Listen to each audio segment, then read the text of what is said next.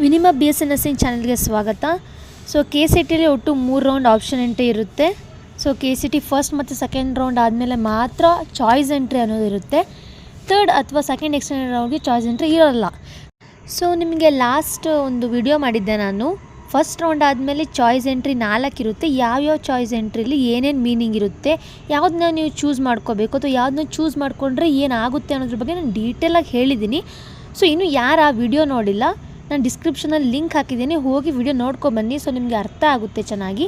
So ಈ ವಿಡಿಯೋದಲ್ಲಿ ನಾನು round 2 option entry second round ಆದಮೇಲೆ 4 ಚಾಯ್ಸಸ್ ಇರುತ್ತೆ. ಆ ಚಾಯ್ಸಸ್ನಲ್ಲಿ ಏನೇನು ಮೀನಿಂಗ್ ಇದೆ, ನೀವು ಯಾವ್ದು ಚೂಸ್ ಮಾಡಿದ್ರೆ ಏನು ಏನು ಆಗುತ್ತೆ ಅಂತ ಹೇಳೋದ್ರ ಬಗ್ಗೆ ನಾನು ಡೀಟೇಲಾಗಿ ಹೇಳ್ತೀನಿ, ಓಕೆನಾ. ಸೊ ಯಾರೆಲ್ಲ ಇನ್ನೂ ನನ್ನ ಚಾನಲ್ನ ಸಬ್ಸ್ಕ್ರೈಬ್ ಮಾಡ್ಕೊಂಡಿಲ್ಲ, ಸಬ್ಸ್ಕ್ರೈಬ್ ಮಾಡಿ, ಲೈಕ್ ಮಾಡಿ, ಶೇರ್ ಮಾಡಿ. ನಿಮಗೇನೇ ಡೌಟ್ಸ್ ಇದ್ದರೂ ಕಮೆಂಟ್ ಹಾಕಿ, ಪ್ರತಿಯೊಬ್ಬರು ಕಮೆಂಟ್ಸ್ಗೆ ನಾನು ರಿಪ್ಲೈ ಖಂಡಿತ ಮಾಡ್ತೀನಿ, ಓಕೆನಾ. ಓಕೆ, ಚಾಯ್ಸ್ ಎಂಟ್ರಿಲಿ ಒಟ್ಟು 4 ಚಾಯ್ಸಸ್ ಇರುತ್ತೆ. Choice 1, choice 2, choice 3, choice 4. ನೇರ ವಿಷಯಕ್ಕೆ ಹೋಗೋಣ. ಈಗ ನಾನು ಹೇಳ್ತಿರೋದು ರೌಂಡ್ 2 ಆಪ್ಷನ್ ಎಂಟ್ರಿ ಆದಮೇಲೆ ಏನೇನು ಚಾಯ್ಸ್ ಇರುತ್ತೆ ಅಂತ.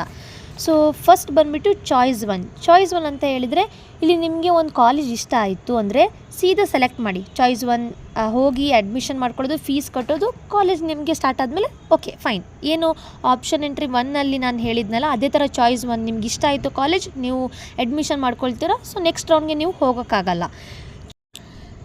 ಚಾಯ್ಸ್ 2 ಅಂತ ಹೇಳಿದರೆ holding seat with paying fees ಅಂತ. ಅಂದರೆ ನಿಮಗೀಗ ಕಾಲೇಜ್ನ ಹೋಲ್ಡ್ನಲ್ಲಿಟ್ಟು ನೆಕ್ಸ್ಟ್ ರೌಂಡ್ಗೆ ಹೋಗಬೇಕು ಅಂದರೆ ಫುಲ್ ಫೀಸ್ ಕಟ್ಟಬೇಕಾಗುತ್ತೆ.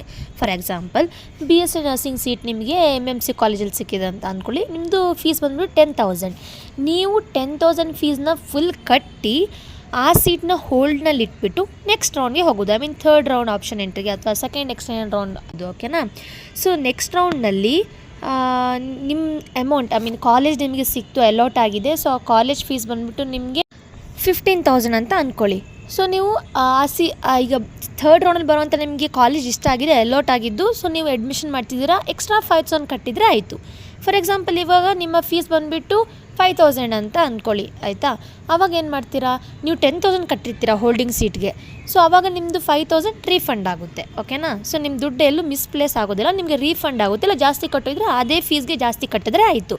ಸೊ ಹೋಲ್ಡ್ ಮಾಡಬೇಕು ಅಂದರೆ ನೀವು ಸೆಕೆಂಡ್ ರೌಂಡ್ನಲ್ಲಿ ಸೆಕೆಂಡ್ ರೌಂಡ್ ಚಾಯ್ಸ್ ಎಂಟ್ರಿಲಿ ಬರುವಂಥ ಸೆಕೆಂಡ್ ಆಪ್ಷನ್ನಲ್ಲಿ ನೀವು ಪೇ ಮಾಡಬೇಕು, ಫೀಸ್ನ ಪೇ ಮಾಡಬೇಕಾಗುತ್ತೆ ಕಂಪ್ಲೀಟಾಗಿ.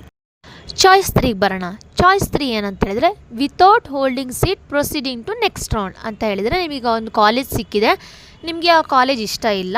ಸೊ ನೀವು ಆ ಕಾಲೇಜ್ನ ಹೋಲ್ಡು ಮಾಡಲ್ಲ, ಏನೂ ಮಾಡಲ್ಲ. ಸೊ ಬಿಡ್ತಿದ್ದೀರಾ, ಡೈರೆಕ್ಟಾಗಿ ನೀವು ಆ ಸೀಟ್ ನಿಮ್ಮದು ಕ್ಯಾನ್ಸಲ್ ಆಗುತ್ತೆ, ಡೈರೆಕ್ಟ್ ನೀವು ಥರ್ಡ್ ರೌಂಡ್ಗೆ ಹೋಗ್ತೀರಾ, ಓಕೆ. ಸೊ ಚಾಯ್ಸ್ 4 ಬಂದುಬಿಟ್ಟು ಎಂಡಿಂಗ್ ದ ಕೌನ್ಸಿಲಿಂಗ್.